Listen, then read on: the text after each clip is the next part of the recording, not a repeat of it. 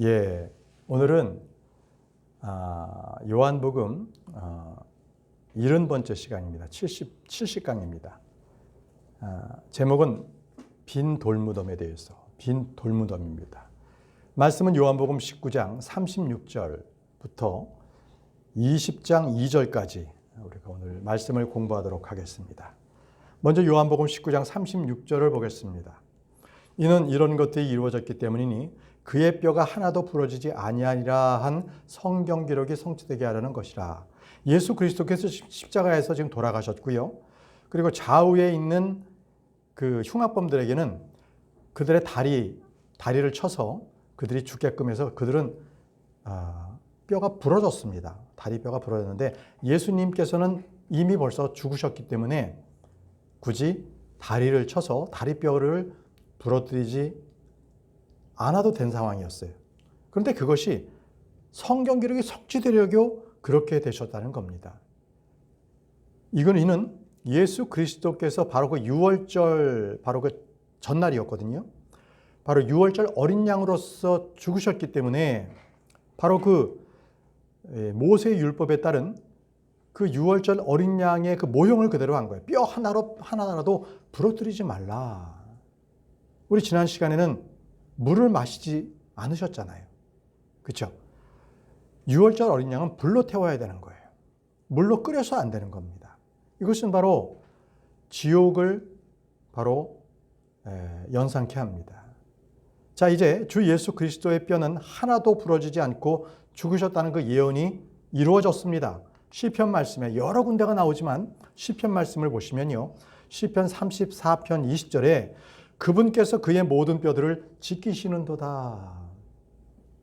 그것들 중 하나도 부러지지 아니하시는도다. 예수 그리스도의 피는 하나도 부러지지 않도록 하나님께서 지켜주신 것입니다. 바로 이 예언의 말씀이 그대로 적용이 된 거죠. 다시 본문 말씀 돌아가시면 37절에 그리고 또 다른 성경 기록이 다시금 말씀하시기를 그들은 자신들이 찌른 그를 바라보리라 하시니라. 자, 그들은 자신들이 찌른 그를 바라보리라 이렇게 했습니다. 자, 이것은요, 갈보리 십자가 그때의 상황이 아니라 재림 상황을 말합니다. 그러니까 자신들이 찌른 그 예수 그리스도를 그들이 바라본다는 거거든요. 찌른 자들이. 바로 예수님께서 찔리신 것을 갖다가 지금 포인트를 맞춘 게 아니라 찌른 사람들, 그들이 다시 주님을 바라볼 것이라는 것을 예언을 하셨어요. 자, 이 예언의 말씀은 스가랴서에 있습니다. 스가랴 12장 10절에 그리고 내가 다윗의 집 위와 예루살렘 거주자들 위에 은혜와 간구의 영을 부어주겠노라. 그래야면 그들은 자신들이 찔렀던 나를 바라볼 것이요. 자, 그들이 찔렀던 예수 그리스도를 바라볼 거라고 스가랴서에서는 이미 예언이 되어 있습니다. 그들은 마치 사람이 자기 독자로 인하여 애곡하듯 그로 인하여 애곡할 것이요 마치 사람이 자기 첫 태생으로 인하여 비참함 속에 있듯 그로 인하여 비참함 속에 있으리라. 자, 그들은 바로 예수 그리스도를 찔렀는데 그 찌른 그분을 다시 바라볼 것이라고 합니다. 그런데 그때는 그들이 애곡하는 거예요. 비참함 속에서요. 왜? 대환란 속에서 주님의 재림을 맞이할 거기 때문에 그렇습니다. 자, 이제 자신들이 찔렀던 그 창은 예수 그리스도의 심장을 뚫고 들어갔습니다. 그래서 피와 물이 쏟아져 나왔다는 것입니다. 자, 그분을 찌른 자들, 그 말씀은요, 요한계시록에도 나옵니다. 요한계시록에도 계시록 1장 7절에 보라 그분께서 구름들과 함께 오시는도다. 그리하면 모든 눈마다 그분을 볼 것이요 그분을 찌른 자들 또한 그분을 보리라. 그리하여 땅의 모든 종족들이 그분으로 인하여 통곡하리로다. 과연 그러하리라. 아멘. 그분을 찌른 자들 또한 그분을 보리라. 이렇게 동일한 말씀으로 이제 재림 때의 그 상황을 그렇게 말씀을 기록해 놓고 있습니다. 네. 이제 본문으로 돌아가서 38절입니다. 38절. 그리고 이런 일들이 있고 나서 예수님의 제자 중 한 명이지만 유대인들에 대한 두려움으로 인하여 비밀리에 따랐던 아리마대아 요셉이라는 사람이 있었는데요. 그는 사람들의 눈이 두려워서 예수님을 공개적으로 따르지 않았어요. 그는 예수님의 제자였습니다. 그러나 12제자 말고도 많은 제자들이 있었거든요. 근데 그 중에서 아리마대아 요셉은 비밀리에 예수님을 따랐던 거예요. 자, 그가 빌라도를 찾아갔습니다. 빌라도에게 자신이 예수님의 시신을 가져갈 수 있도록 간청하였더라. 그러자 빌라도가 그에게 허락하였더라. 그러므로 그가 와서 예수님의 시신을 가져갔더라라고 했습니다. 자, 여러분, 이 아리마대 요셉은 왜 사람들의 눈을 피해서 조심하게, 은밀하게 행했을까요? 그도 예수 그리스도의 제자였거든요. 자, 요한복음 12장 42절을 보게 되면요. 그는요, 그 당시에 많은 사람들에게 아주 칭송받는 사람이었던 거예요. 치리자 중에 하나였습니다. 자, 그럼에도 불구하고 최고 치리자들 사이에서도 많은 이들이 그분을 믿었더라. 아리마대아 요셉도 그도 치리자 중에 한 사람이었는데 예수 그리스도를 믿었어요. 그러나 바리새파 사람들 때문에 그들은 그분을 시인하지 못하였으니 자신들이 회당에서 출애되지 않으려 함이었더라. 자, 사람들이 말이죠. 사람들이 예수 그리스도를 믿으면 그는 바로 회당으로부터 출애가 되는 거예요. 그럼 그는 사회적 모든 활동을 못하게 되는 거죠. 크게 두려웠어요. 요셉은요, 존경받는 공회원이었습니다. 부자였어요. 그는 선한 사람이었습니다. 그리고 의인이었어요. 이게 다 성경에서 아리마대아 요셉을 가리켜서 여러 구절에서 말씀하신 건데요. 이 정도 되면 그는 그 당시에 성공한 사람 아니었을까요? 그는 돈도 많고요. 지위도 높았습니다. 덕망도 아주 뛰어났습니다. 그런데다 예수님까지 믿었어요. 이런 사람이 어디 있었겠어요? 오늘날 많은 사람들은요, 내가 아리마대아 요셉처럼 그렇게 살고 싶다라고 합니다. 세상에서도 잘 나가고 예수님도 믿고 이렇게 양다리 걸쳐서.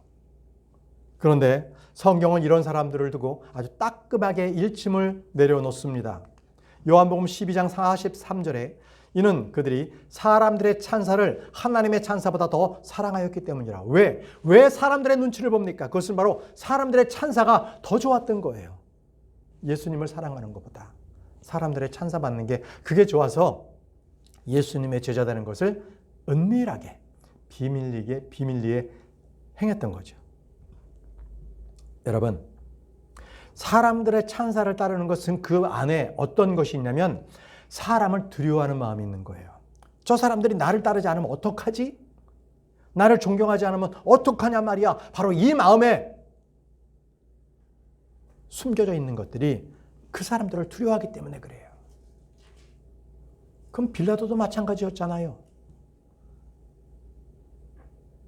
군중이 소요를 일으킬까 두려워서 그들은 재판을 거래합니다. 그는 내가 예수 그리스도를 어떻게 할까?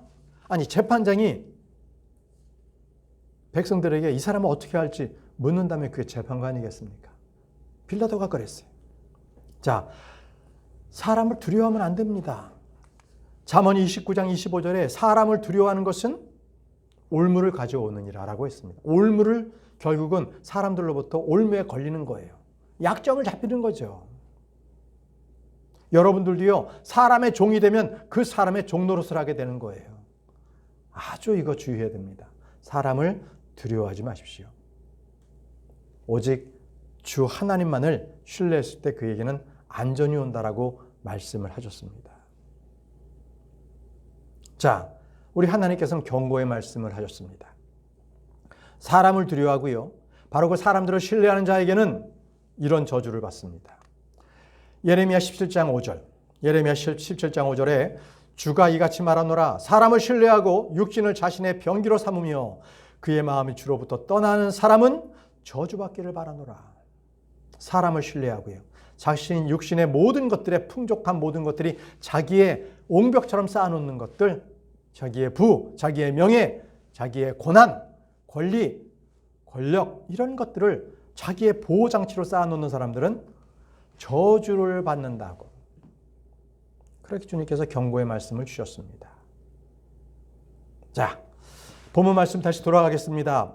요한복음 19장 39절에 그리고 밤에 처음 예수님께로 왔던 니고데모도 나와서 모략과 알로에들의 호련물을 약 100파운드 무게로 가져왔더라. 자, 아리마대아 요셉 말고도 니고데모가 또 밤에 나타났어요.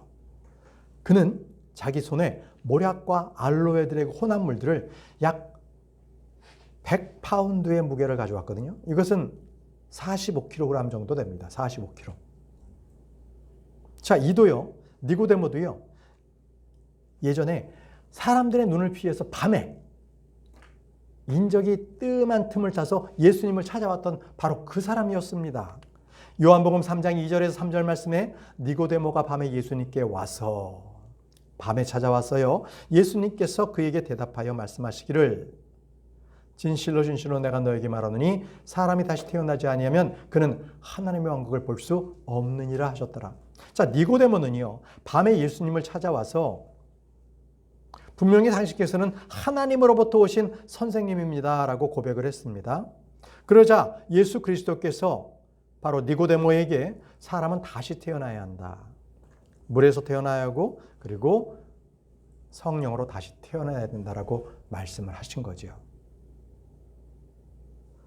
아마 그 말씀을 들은 니고데모는 그 말씀이 무엇인지 곰곰이 생각했을 것입니다. 그래서 이 니고데모는요, 나중에 수석 제사장들과 바리새인들이 예수 그리스도를 잡으려고 이 책동을 했을 때에 그는 반대 의견을 냈거든요. 보세요. 요한복음 7장 50에서 52절에 니고데모가 이렇게 말한 거예요. 니고데모가 그들에게 이같이 말하니라. 그는 그들의 이론으로서 밤에 예수님께 왔었더라. 우리의 율법이 당사자의 말을 듣고 그가 행하는 것을 알기 전에 그것이 아무에게나 판단하느냐? 그러니까 율법에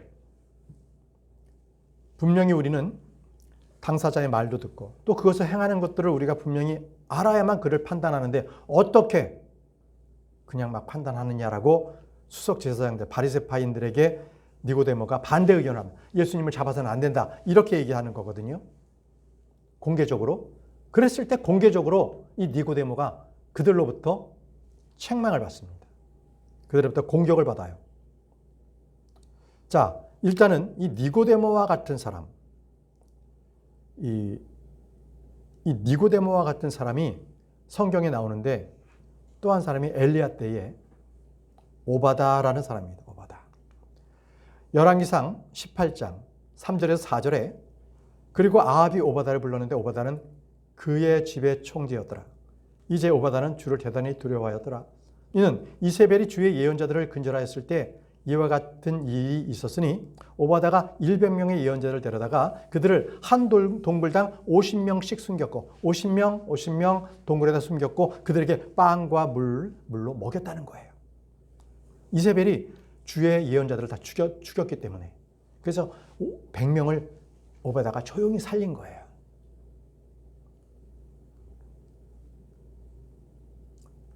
자, 이와 같이 니고데모도요, 그는 일단 예수님을 보호하려고 그렇게 공개적으로 얘기를 했었죠. 자, 다시 본문 말씀 돌아가서요, 이제는 장사를 치르는 그 장면이 나옵니다. 요한복음 19장 40절에 그때 그들이 예수님의 시신을 취하여 그것을 향료들과 함께 아마천들로 감았으니 유대인들이 장사는 방식대로니라. 유대인들의 장사의 방법은 향료들과 함께 아마천으로서 그 시체를 돌돌돌돌 쌓아 놓는 것이죠. 나사로가 그랬잖아요. 나사로가 죽어서 사흘이라 했는데 예수님께서 나사로야 나오너라 했더니 그가 돌돌돌 다 이 감긴 천 그 상태로 걷지도 못하고 일어나긴 했는데 그래서 그것을 다 풀어주라고 예수님께서 말씀하셨죠. 자, 여기서 지금 아리마대아 요셉과 니고데모는요, 일단은 임시 방편으로 지금 장례를 지금 일단 치렀습니다. 여기에. 왜냐하면 6월절을 지나기까지는 바로 임박했기 때문에 바로 그 6월절에 이러한 장례를 치를 수 없어서 일단 급하게 감회장을 한 겁니다. 자, 주의 첫날 아침에 사람들이 향료를 가지고 왔거든요. 그때 그 여인들은 본격적으로 장례를 치르기 위해서 이제 향료들을 다 준비를 해왔어요. 보시죠. 누가복음 24장 1절에 이제 그 주의 첫날 예수님께서 부활하신 바로 이제 6월절 다 지나고 난 뒤에 그때 이 여인들이 예수님의 돌무덤으로 찾아왔던 거예요. 그때 그 주의 첫날 아주 이른 아침에 아주 어두컴컴했어요. 그들은 자기들이 예비해 두었던 향료들을 가져왔어. 이제 정식적으로 장례를 치르기 위해서 그 돌무덤에 이르렀는데 다른 어떤 이들이 그와 함께 하였더라. 자, 이 부분을요 사복음서에서 다 적혀 있거든요. 지금 마가복음에서는 조금 더 상세하게 기록되어 있어요. 마가복음 16장 1절에서 2절은요. 이후에 안식일이 지나자 막달라인 마리아, 자 이름이 나옵니다. 야고보의 모친 마리아와, 여기서 마리아의 모친 마리아는 예수님의 생모입니다. 살로메와 감미로운 향료들을 샀으니 그들이 와서 그분께 기름을 부으려 하였더라. 죽은 시체에 바로 그러한 기름을 부으려고, 그 시체를 기름 부으려고 그들이 안식일날 이 아침 일찍 온 거예요. 그리하여 그 주의 첫날 매우 이른 아침 곧 해가 솟아오를 때 그들은 그 돌무덤에 이르렀더라. 이제 해가 솟지는 않았어요. 솟지 않았기 때문에 어두컴컴했죠. 그런데 여러분, 이들이 왔었을 때는 그 돌무덤은 비어 있었어요. 돌무덤이 비어 있다는 것은 예수님께서 그곳에 안 계셨다는 것인데, 이미 예수님께서는요 바로 자신의 장사 지냄을 이미 나사로의 누이 마리아로부터 이 기름 부음을 이미 받으셨습니다. 요한복음 12장 3절과 7절 말씀 보시면요. 그때 마리아가 아주 값진 감송향료 1파운드를 가지고 와서 예수님의 두 발에 부었으며 자신의 머리카락으로 그분의 두 발을 닦았더라. 그러자 그 집이 향료 내음으로 가득하였더라. 향료 옥합을 빼서 그것을 예수님의 다리에 부었으니 얼마나 그 향료가 그 집안에 가득했겠습니까? 그때 예수님께서 이 제자들이 막 그 비싼 거를 허비했다고 막 그 마리아를 야단쳤거든요. 그때 예수님께서 이같이 말씀하셨느니라. 그녀를 가만두라. 나의 장사 지내는 날을 대비하여 그녀가 이것을 간직하였느니라. 이미 예수님께서는 자신의 죽음을 아셨고요. 나의 장사 지내는 것, 바로 그것을 위해서 이 여자가 바로 나를 위해서 지금 이 향유를 부었다라고 말씀하시는 거예요. 이게 바로 장사 지내는 것이다라는 거예요. 제자들은 몰랐죠, 이 말을. 그 말씀이 무슨 뜻인지 몰랐어요. 나중에 예수님의 빈 무덤에 갔을 때 그분은 이미 향유를 이미 받으셨던 거죠. 본문 말씀 돌아가서 요한복음 19장 41절에 이때 그분께서 못 박히신 장소에는 동산이 있었더라. 그리고 그 동산 안에는 아직 사람을 결코 누인 적이 없던 새 돌무덤 하나가 있었더라. 이렇게 되어 있습니다. 새 돌무덤 하나가 아무도 사용하지 않았던 돌무덤이었습니다. 그런데 이 돌무덤은 예수님을 위해서 마련된 것은 아니었습니다. 바로 아리마대아 요셉 거였어요. 그런 부자였거든요.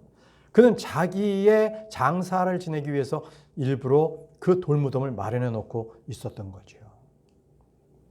마태복음 27장 57절과 60절 말씀을 보시면 저녁이 되자 요셉이란 이름으로 불리는 아리마대아의 부유한 남자가 왔으니, 그럼 부유했어요. 그 자신도 예수님의 제자였더라. 떳떳하게 예수님의 제자로서 드러난 것은 아니었지만 그는요 은밀하게 예수님을 따랐어요. 그가 바위속을 파낸 자기 소유의 새 묘지에 그 시신을 안치하였더라. 그러니까 자기 묘지에 예수님을 안치했던 거예요. 그리고 나서 그는 커다란 돌 하나를 그 돌무덤의 문에 굴려놓고 떠났더라. 큰 문을 굴려서 돌무덤을 막아버린 거죠.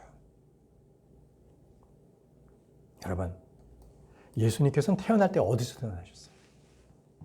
네, 마구간에서 태어났어요. 예수님께서 누울 자리가 없어서, 그죠? 그리고 예수님께서 많은 백성들에게 복음을 전하시고 그분께서 가서 주무신 곳은 산속으로 들어가서 주무셨어요. 철저하게 그분은 가난한 삶을 사셨습니다.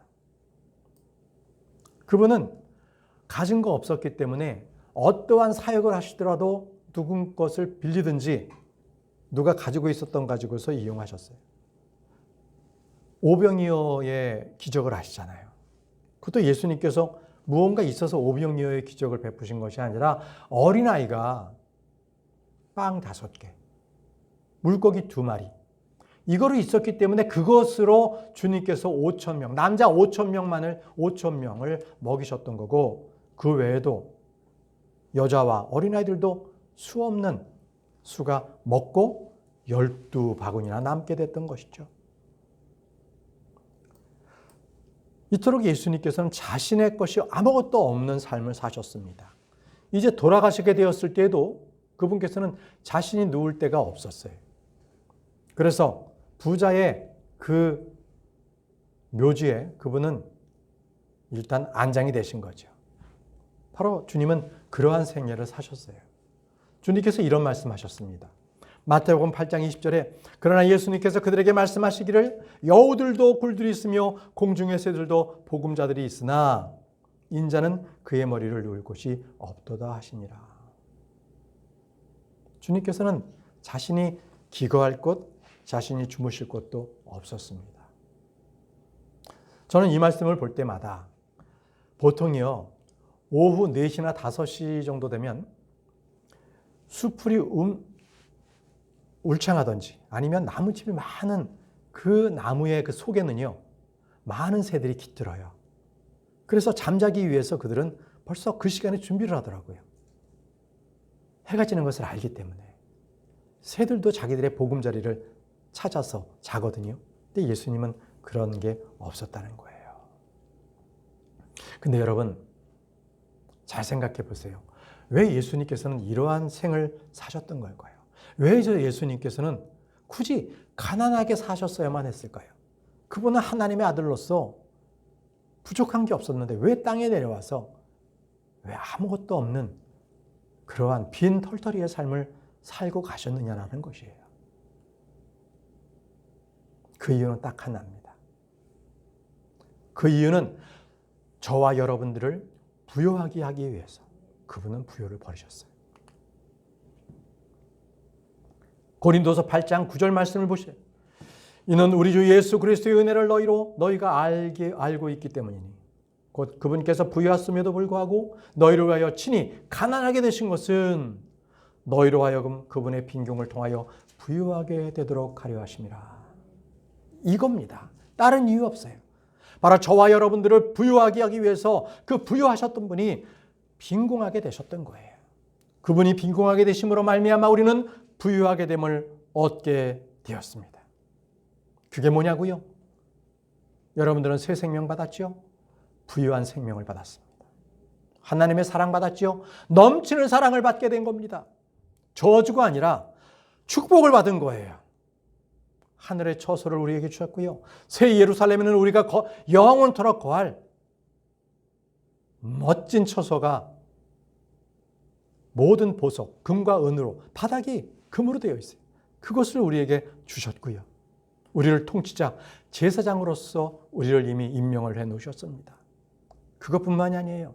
예수 그리스도께서 받으실 그 상속 유업, 그것을 우리와 함께 공동 상속자가 되도록 주님께서 마련해 놓으셨어요.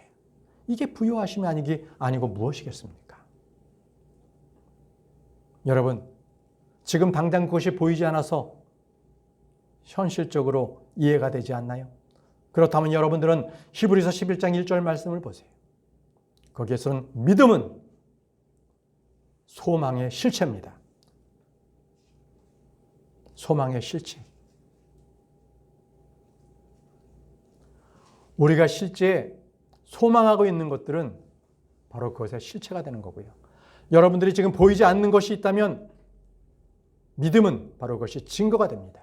여러분들이 주님께서는 신실하셔서 거짓말하실 수 없는 분이시라는 것을 믿으면 그것은 여러분들이 모든 것을 받게 되는 것은 실체가 됩니다.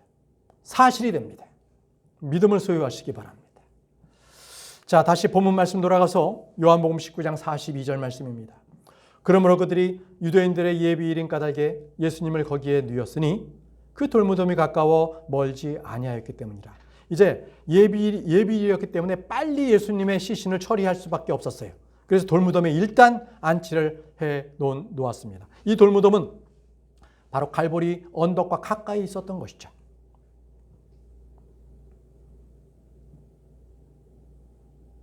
자, 여기서 예수님께서 묻히셨던 이 돌무덤이 어떤 무덤이었습니까? 아르마디아 요셉, 그런 부유한 사람이었죠. 그의 돌무덤에 묻히셨다는 것은 이거 역시 정확한 성경의 예언의 말씀을 성취하신 거였습니다. 이사야 53장 9절 말씀 보시면요, 이렇게 기록되어 있습니다. 그리고 그는 사악한 자들과 함께 자신의 무덤을 마련하였고 그가 죽어서는 부자와 함께 하였도다. 사악한 자들과 함께 죽으셨어요. 양쪽에 흉악범들이 있었잖아요. 그리고 예수 그리스도께서 죽으신 뒤에는 그분의 무덤은 부유한 자의 것이었습니다. 죽어서는 부자와 함께 하셨습니다. 이는 그가 폭력을 전혀 행하지 아니하였고 그의 입속에 속이는 어떤 것도 없었기 때문이라. 그분은 죄가 없으셨습니다. 그래서 그분은요, 우리를 위해서 분명히 그 피값을 치르셔서 우리의 모든 죄를 씻어내셨습니다. 예수 그리스도의 그 피를 믿으면 우리는 다 죄를 씻김 받은 겁니다.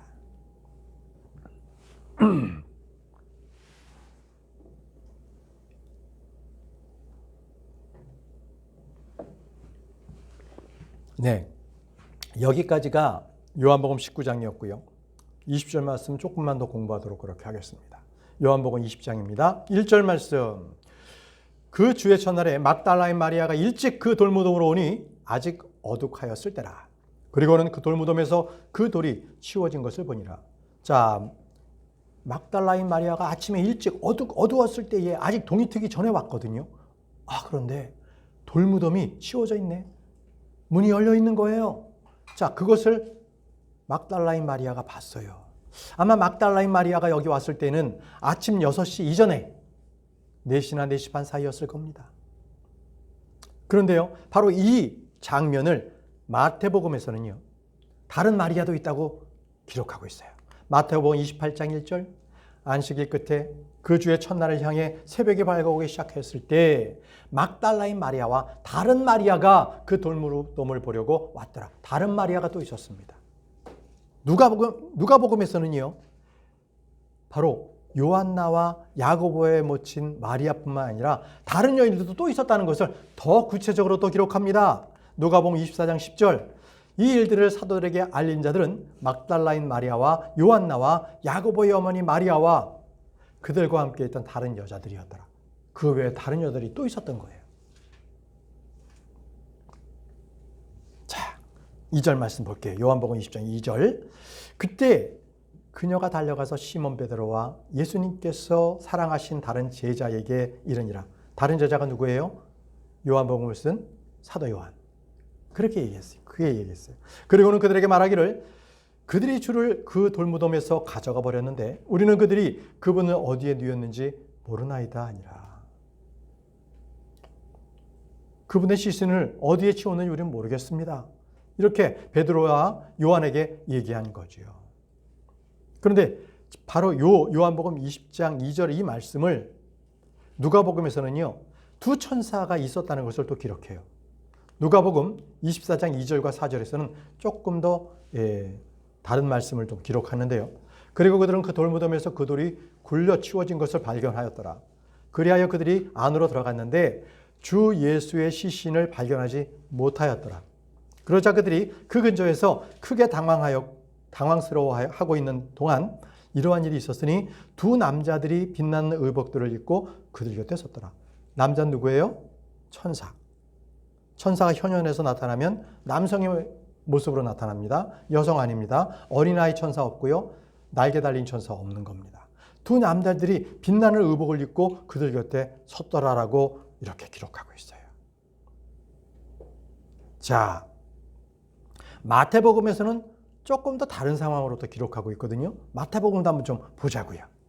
마태복음 28장 1절과 2절 말씀에 안식일의 끝에 주의 첫날을 향해 새벽이 밝아오기 시작하였을 때 막달라인 마리아와 다른 마리아가 그 돌무덤을 보려고 왔더라.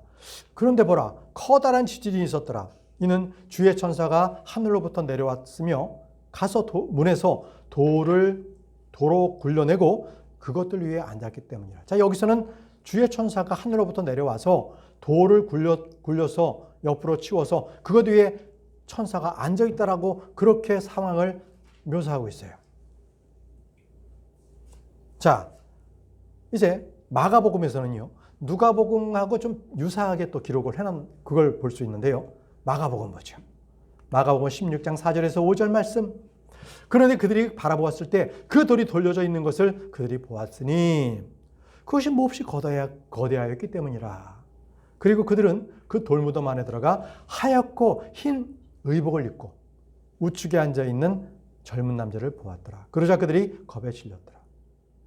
자, 여기서는 돌무덤 안에 들어가 보니까 거기에 흰 의복, 그 의복을 입고 있는 그 앉아있는 남자를 봤다라고 이렇게 기록하고 있어요. 여러분, 이 사복음서의 말씀이 조금씩 좀 다르잖아요. 근데 이 내용이요, 서로 상충되거나 모순되는 것 같지만 그렇지 않습니다. 도리어 이 상황들을 조금씩 서로 보완해 줘서 그 상황을 정확하게 보게끔 그렇게 기록되어 있는 말씀입니다. 자, 이 사복음서의 말씀을 한번 정리를 해보겠습니다. 이 상황을 이렇게 6가지로 구분이 됩니다. 6가지로. 첫 번째는 막달라인 마리아와 몇몇 여인들이 향료를 가지고 주의 첫날 아침 일찍 예수 그리스도의 무덤으로 간 거예요. 두 번째는 무덤 입구를 막고 있던 그 큰 돌이 옮겨져 있는 것을 보고 무덤 안으로 일단 들어가서 본 거예요. 그랬더니 무덤 안에 예수님의 시체가 없습니다. 그런데 천사들이 거기서 있어서 예수 그리스도께서 거기에는 안 계시고 살아나셨음을 천사들이 여인들에게 알려줍니다. 다섯 번째는 천사들이 이 사실을 제자들에게 가서 속히 알리라 이렇게 말하고요. 마지막 6번째는 여인들이 제자들에게 황급히 달려가서 그 사실을 알리는 거죠. 바로 이것이 바로 종합적인 그 상황을 정리한 겁니다. 여러분, 성경은 조금씩 서로 다른 이야기를 적고 있지 않습니까? 그렇기 때문에 하나의 성경 말씀, 앞으로도 우리가 성경 말씀 하나의 말씀만 듣고 그것만으로써 우리가 이해해서는 안 되고 그와 같은 말씀을 같이 상호, 대조, 참조해서 전체적인 문맥을 우리가 이해를 해야 합니다. 그것을 뭐라 그래요? 말씀을 우리가 성경과 성경으로 비교를 해보고 참조해보고 그리고 성경을 읽을 때 올바르게 나누어서 본다라는 거죠. 저와 여러분들은 성경 신자입니다. 바이블 빌리버라고 합니다. 성경대로 믿는 사람들이에요. 그래서 우리는요, 하나님께서 하나님의 이 말씀은 여기에도 조금 저기에도 조금 그 진리의 말씀들을 흩어놓으셨어요. 우리가 성경을 그래서 통독해야 합니다. 열심히 읽어야 돼요. 그래야 여기저기서 하나님의 일치된 말씀들을 찾아서 우리가 정확한 정황들을 이해할 수가 있게 되는 것이죠. 자, 오늘은 여기까지 우리가 공부하고 마치도록 하겠습니다. 기도하겠습니다.